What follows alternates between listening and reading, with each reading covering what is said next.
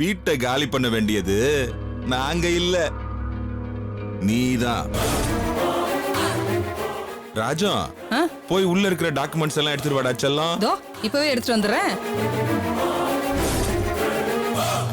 மாமா நீங்க என்ன சொல்றீங்க எனக்கு புரியல.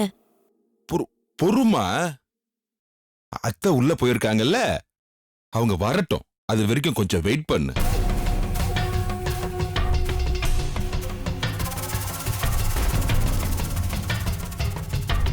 நாங்க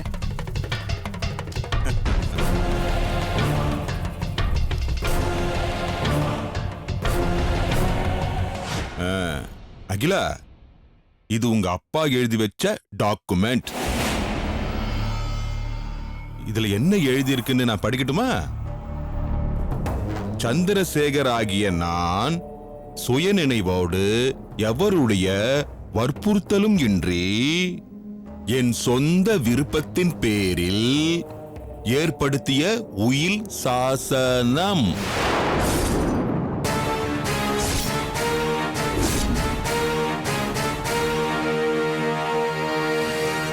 எனது சொத்துக்கள் அனைத்தும் என் சுய சம்பாத்தியத்தில் வாங்கப்பட்டவை ஆகும்.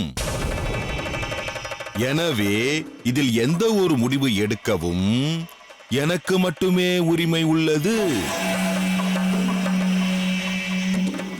அந்த அடிப்படையில் நான் எனது அசையும் சொத்துக்களையும் அசையா சொத்துக்களையும் அனைத்து சொத்துக்களையும் என் உடன்பிறவா தங்கை ராஜம் மற்றும் அவளது கணவன் மூர்த்திக்கும் உயில் சாசனம் செய்கிறேன்.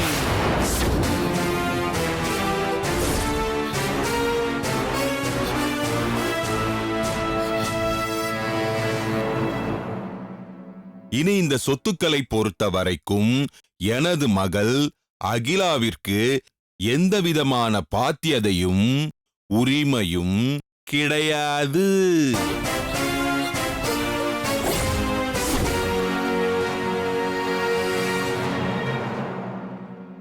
எனது மகள் பொறுப்பில்லாமல் நடந்து எனக்கும் என் நற்பெயருக்கும் இழுக்கை ஏற்படுத்தியதாலும்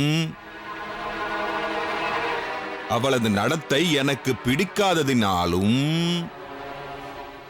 அவள் முறையற்ற வழியில் கர்ப்பமடைந்ததாலும்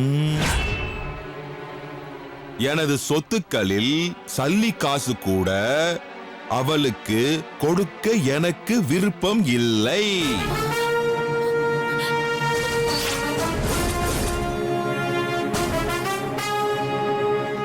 அகிலாவை தொடர்ந்து இவர்களுடன் வைத்துக் கொள்வதோ அல்லது அவள் வழியை பார்த்து கொண்டு போ என்று வீட்டை விட்டு வெளியே அனுப்பிவிடுவதோ எதுவென்றாலும் இவர்கள் முடிவெடுத்துக் கொள்ளலாம்.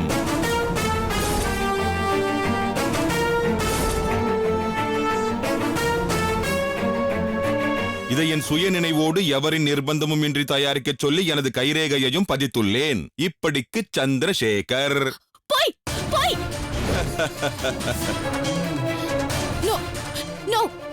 இத நான் நம்ப மாட்டேன். என் அப்பா இப்படி எல்லாம் எழுதியிருக்க மாட்டாரு. வக்கீல் சார், அது வாங்கி படிச்சு பாருங்க. கண்டிப்பா ஃபோர்ஜரியா தான் இருக்கும். நீங்க வாங்கி படிங்க. அது கொஞ்சம் கொடுங்க. கொடுங்க.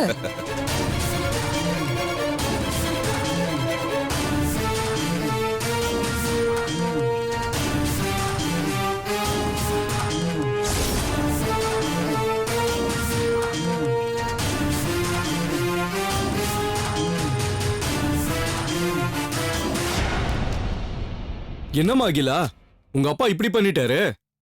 சார், நீங்க என்ன சொல்றீங்க? இது உண்மையான டாக்குமெண்ட்னு சொல்றேம்மா.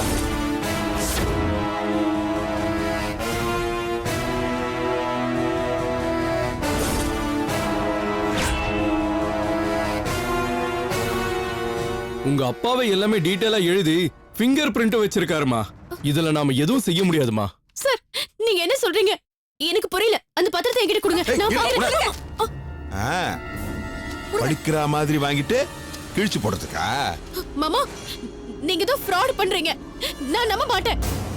வக்கீல் சார், இது கண்டிப்பா ஃபோர்ஜரி டாக்குமெண்ட் தான். நீங்க பாருங்க, இது கண்டிப்பா ஃபோர்ஜரி டாக்குமெண்ட் தான். என்னம்மா நீ? உங்க அப்பா காலத்துல இருந்து உங்க கம்பெனிக்கு நான் தான் வக்கீல். எனக்கு தெரியாதாம்மா, இது ஒரிஜினல் தாம்மா. இதுல இருக்கிறத ஏத்துக்கிட்டு தான் ஆகணும். இல்ல இல்ல இல்ல இது ஃபோர்ஜரி டாக்குமெண்ட் தான். எங்க அப்பா ஒரு நாளும் இந்த மாதிரி எழுதிருக்க மாட்டாரு. இதுல ஏதோ சூழ்ச்சி இருக்கு. இவங்க ஏதோ ஃப்ராட் தனம் சும்மா பண்ணிருக்காங்க. நிறுத்தாங்களா? மச்சான் உனக்கு சொத்துல சல்லி காசு கூட கொடுக்க கூடாதுன்னு எழுதி வச்சிருக்காரு. நாங்க பரிதாபப்பட்டு உன்னை இங்க வச்சு சோறு போட்டுக்கிட்டு இருக்கோம். அத புரிஞ்சுக்காம ஃப்ராடு தனம் பண்றோன்னு எங்களையே திட்டுறியா? ஆமா, நீங்க ஃப்ராட் தனம் தான் பண்றீங்க. எங்க அப்பா உயிரோட இல்லங்கிற தைரியத்துல நீங்க இந்த ஃபோர்ஜரி டாக்குமெண்ட் ரெடி பண்ணிருக்கீங்க. நான் உங்களை சும்மா விட மாட்டேன். கண்டிப்பா நான் உங்களை சும்மா விடவே மாட்டேன். என்னடி பண்ணுவ? என்னடி பண்ணுவ? போனா போகுது புள்ள தாச்சியா இருக்கேன்னு உன்னை இங்க வச்சு சோறு போட்டுட்டு இருந்தா எங்களையே மிரட்டுறியா? நாங்க நினைச்சா ஒரு நிமிஷம் கூட நீங்க இருக்க முடியாது. ஞாபகம் வச்சுக்கோ. டேய், என்ன சொன்ன? என்ன சொன்ன? நான் இந்த வீட்ல இருக்க முடியாதா? இது என் அப்பா வீடுடா. இந்த வீட்ல என்ன இருக்க கூடாதுன்னு சொல்றதுக்கு நீ யாருடா? யாருக்குமே அருகதை இல்ல. நீ தானே இந்த வீட்டை விட்டு வெளியில போகணும். நீ தானே இந்த வீட்டை விட்டு வெளியில போகணும். யாரடி சொல்ற வெளிய போன? மாவல போய் தொலைடி.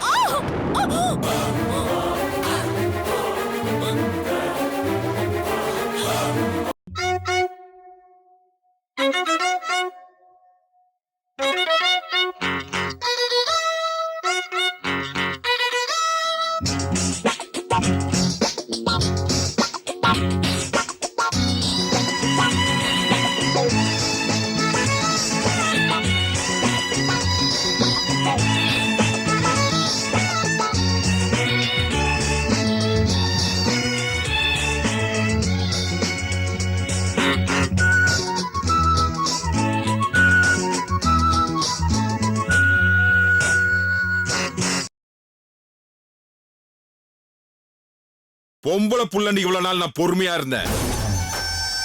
ஆனா நீ ஏன் சட்டையே பிடிக்கிறியா? இனி ஒரு நிமிஷம் கூட நீ இந்த வீட்டுல இருக்க கூடாது. போடி வெளிய.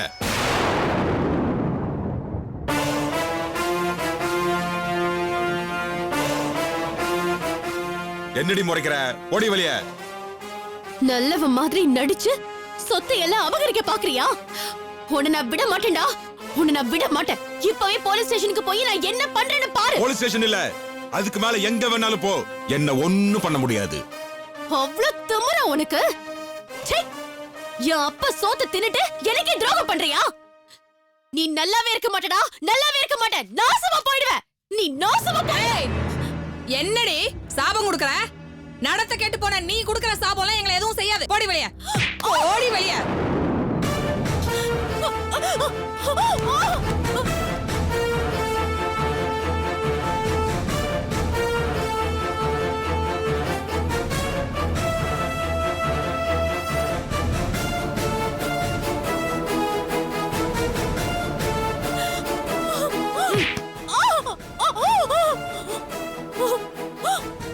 உன்ன மாதிரி நடத்து கேட்டவளுக்கெல்லாம் இந்த வீட்ல இடம் இல்ல. எங்கேயாவது போய் செத்து தொலை.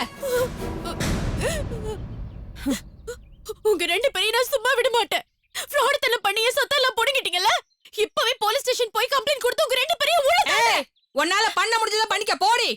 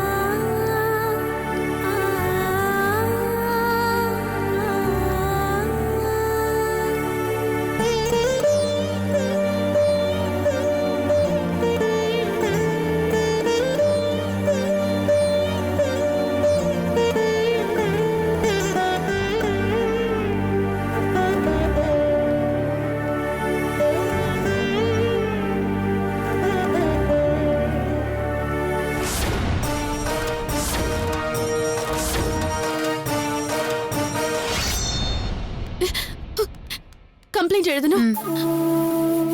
பேப்பரும் பெண்ணு வேணும். ரைட்டர் கிட்ட சொல்லுங்க.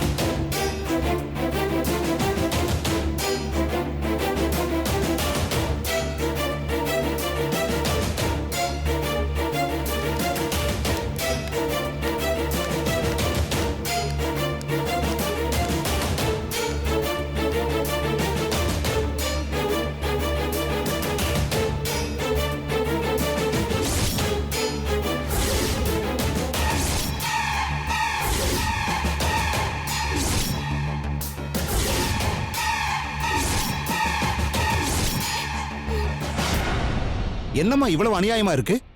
உங்க அப்பா உயிரோட இல்லங்கிற ஒரே காரணத்துக்காக இந்த மாதிரி பித்தலாட்டம் பண்ணி வச்சிருக்காங்க.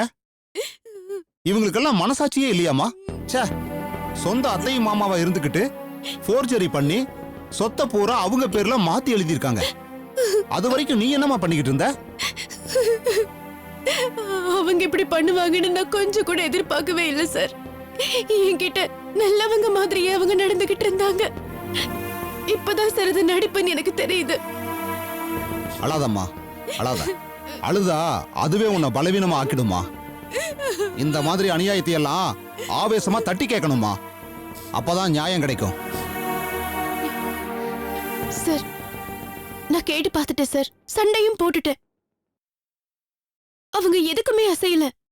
சொத்து போற எங்களுக்கு சொந்தம், நீ வீட்டை விட்டு வெளியில போன்னு விரட்டி விட்டுட்டாங்க சார். அவங்க சொல்லிட்டா அது உண்மையாயிடுமா? உங்க அப்பாவுக்கு நேரடி வாரிசு நீதானே. அப்ப சொத்து பூரா உனக்கு தான் சொந்தம். வேற யாரும் அதை உரிமை கொண்டாட முடியாது. ஆனா அவங்க இதை ஏத்துக்கல சார். எங்க அப்பாவே அவங்களுக்கு எழுதி கொடுத்ததா பொய்யான ஒரு டாக்குமெண்ட்டை காட்டுறாங்க. அதுல என் அப்பாவோட தம் இம்ப்ரெஷனை வச்சு ஃபோர்ஜரி பண்றாங்க சார். இதெல்லாம் திட்டம் போட்டு செய்யற மோசடிமா. ரொம்ப நாளாவே அவங்க பிளான் பண்ணிட்டு இருந்திருப்பாங்க.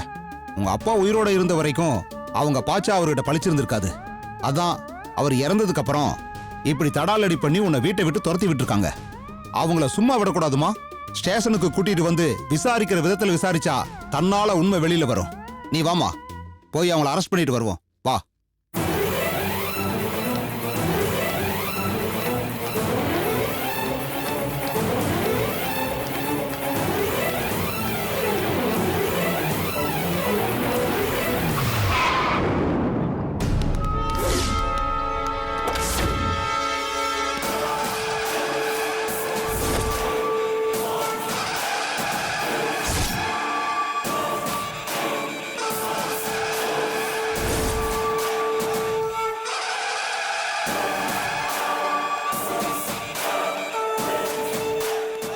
வணக்கம் சார்.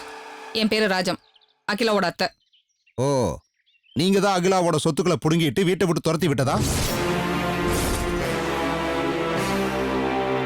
உள்ள போய் பேசலாமா சார்? ப்ளீஸ்.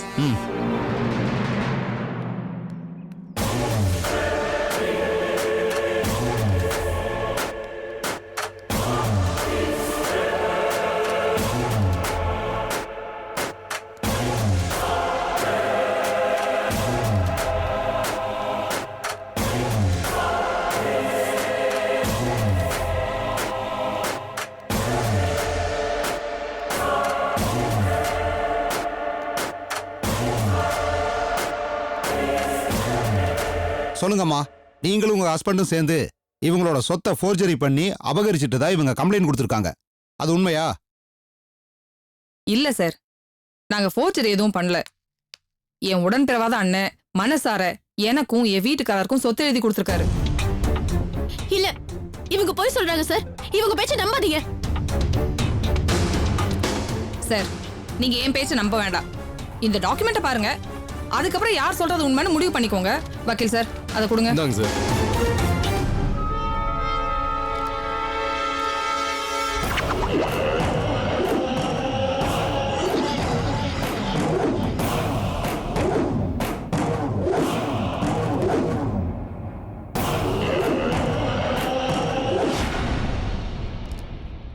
இதைத்தான் ஃபோர்ஜரி டாக்குமெண்ட்னு இந்த பொண்ணு சொல்லுதா? ம் அப்படின்னா இந்த அகிலா இல்லீகலா கர்ப்பமா இருக்கான்னு போட்டிருக்கு. அதுவும் ஃபோர்ஜரியான்னு கேளுங்க பாப்போம்.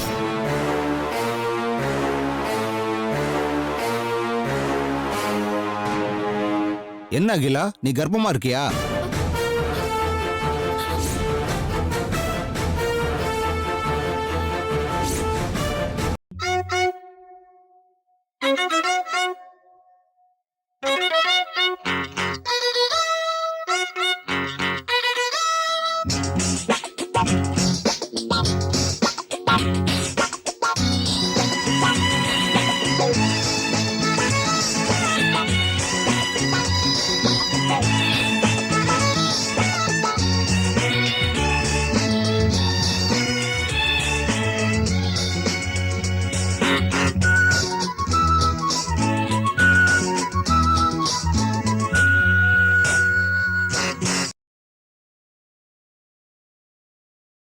சொல்லுமா, இந்த டாக்குமெண்ட்ல எழுதியிருக்கிற மாதிரி முறையற்ற வழியில நீ கர்ப்பமா இருக்கியா?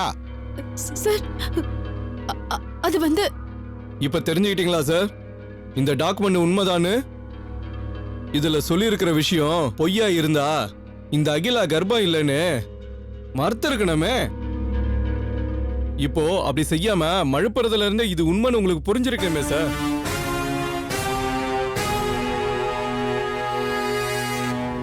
அது மட்டும் இல்ல சார், இந்த அகிலா புருஷன் உயிரோட இல்லாத சூழ்நிலையில இவங்க கர்ப்பமானதுனால இவங்க அப்பாவோட நல்ல பேருக்கு அசிங்கம் உண்டாயிடுச்சு.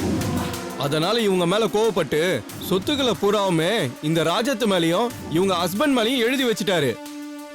அதுவும் சுய நினைவோட, யாரோட கம்பல்ஷனும் இல்லாம எழுதி கொடுத்திருக்காரு. இதுக்கு மேலே இத பொய்ன்னு சொன்னா எப்படி சார்? சார் இவங்க பேச்ச நம்பாதீங்க, இவங்க பொய் சொல்றாங்க. இந்த வக்கீலும் இவங்களுக்கு உடனே பேசிக்கிட்டு இருக்காரு. வக்கீல் சார், என் முகத்தை பார்த்து சொல்லுங்க. எங்க அப்பா காலத்துல இருந்து ரொம்ப வருஷமா எங்க கம்பெனிக்கு நீங்க வக்கீலா இருக்கீங்க. அந்த நம்பிக்கையில நான் உங்ககிட்ட கேக்குறேன், எங்க அப்பா எழுதி கொடுத்த டாக்குமெண்டா இது? சொல்லுங்க. ஆமாமா, இது உங்க அப்பா எழுதி கொடுத்த டாக்குமெண்டே தான்.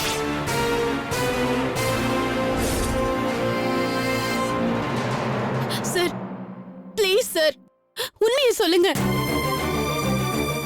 இது ஃபோர்ஜரி டாக்குமெண்ட் தானே? இவங்க செட்டப் பண்ணி போலியா தயாரிச்ச டாக்குமெண்ட் தானே? இப்படிதான் சார், எங்க கிட்ட பாக்குறவங்க எல்லார்கிட்டயும் இப்படிதான் சொல்லிட்டு இருக்கா. இவளுக்கு மூளை குழம்பிருச்சு சார். இவளுக்கு பைத்தியம் முத்தி போச்சு சார். அதுக்கு நாங்க ட்ரீட்மெண்ட் எடுத்துட்டு இருக்கோம். என்னடி சொன்ன? என்னடி நான் பைத்தியமா? நான் பைத்தியம் சொல்ற, நீதாடி பைத்தியம். நீதான் பைத்தியம். உன்னை கொன்னுடுவேன்டி, உன்னை கொன்னுடுவேன். இது விடுங்க, விடுங்க. என்னம்மா நீ? விடுங்க. போய் சொல்றியா? என்ன பத்தி போய் சொல்றியா? உன்னை கொன்னுடுவேன் நானு. என்னம்மா பேசிட்டு இருக்கும்போதே இப்படி பண்ற? இவங்க சொல்ற மாதிரி உனக்கு பைத்தியம் தான் முடிச்சிருக்கா? ஐயோ இல்ல சார், இவங்க என் மேல வீணா பழி போடுறாங்க. நான் நல்லா இருக்கேன் சார், எனக்கு பைத்தியம் எல்லாம் இல்ல. ஏன் சார், எந்த பைத்தியமாவது தன்னை பைத்தியம்னு ஒத்துட்டு இருக்கா சொல்லுங்க? ஏய், உன்னை கொன்னுடுவேன்டி நானு, உன்னை கொன்னுடுவேன். ஏய், என்ன என் மேல பழிய போடுற?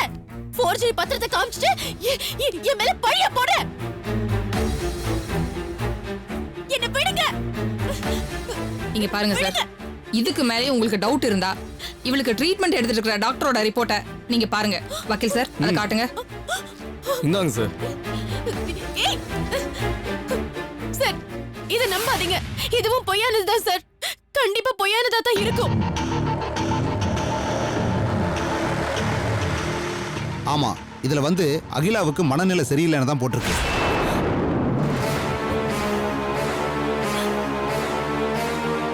ரெகுலரா ட்ரீட்மெண்ட் எடுத்துட்டு இருக்கிறதாவும் ரிப்போர்ட் சொல்லுது. ஆமா சார், 2 வருஷமா இவ பைத்தியமா தான் இருக்கா.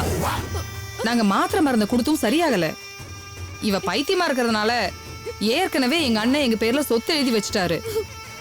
அதோட இவ எவன்கிட்டயோ போய் கர்ப்பமானதுனால வெறுத்து போய் உசுரையே விட்டுட்டாரு சார். அதுக்கப்புறம் தான் இவ ஒரே ஆட்டம்.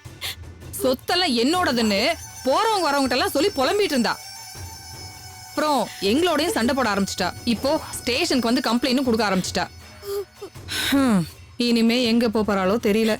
சார் இதெல்லாம் சுத்த போய் சார். இவங்க சொல்றதெல்லாம் நம்பாதீங்க. அட நிறுத்துமா. நீ ஸ்டேஷனுக்கு வரும்போதே நான் உன்னை கவனிச்சேன். நீ பாட்டுக்கு ரைட்டர் கிட்ட வந்த, அவர்கிட்ட கூட கேட்காம பேப்பரை எடுத்து எழுத ஆரம்பிச்ச. அப்பவே நான் டவுட் பட்டேன். நீ பைத்தியம்தாம்மா.